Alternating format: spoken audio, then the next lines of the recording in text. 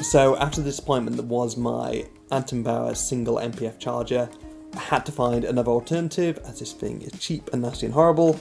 I didn't want to go too expensive because it's just a charger, I just need to charge batteries, but I do want it to be reliable.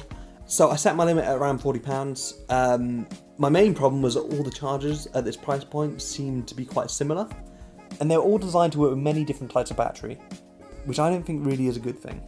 I did eventually find a dedicated dual MPF battery charger that came in well under budget at £25. And it's manufactured by a company called Yongnuo. So I know the name sounds quite cheap. The only reason I'm going with it is because I bought that YN900 Yongnuo video light, and I've been so impressed with the visual quality and also the build quality from that. Based upon that alone, I'm deciding to give it a go. Okay, so getting back to taking out the box. So far, there's nothing incredible about the box itself. The packaging's just fairly generic. In the box, you do get the user manual, which is in English, and also a warranty card. So at this point, you're probably wondering where the power lead is. Yeah, so was I. That seems a really unusual thing for it not to come with one. The only thing was, when I flipped the device over, it has an insane 8 to 21 volt range and a max of 5 amps. After checking my cable drawer, I think I found 10 chargers that were suitable for this thing.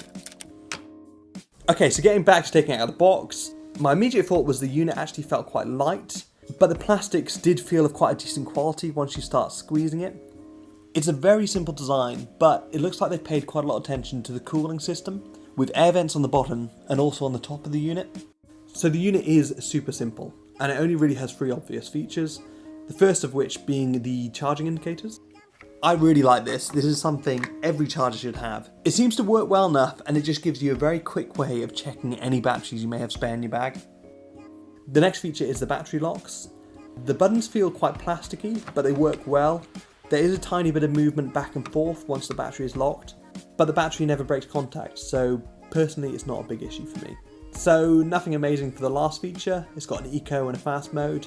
On the fast mode, I could charge 2 7,500 mAh batteries in just under 6 hours, which is pretty incredible for that type of battery.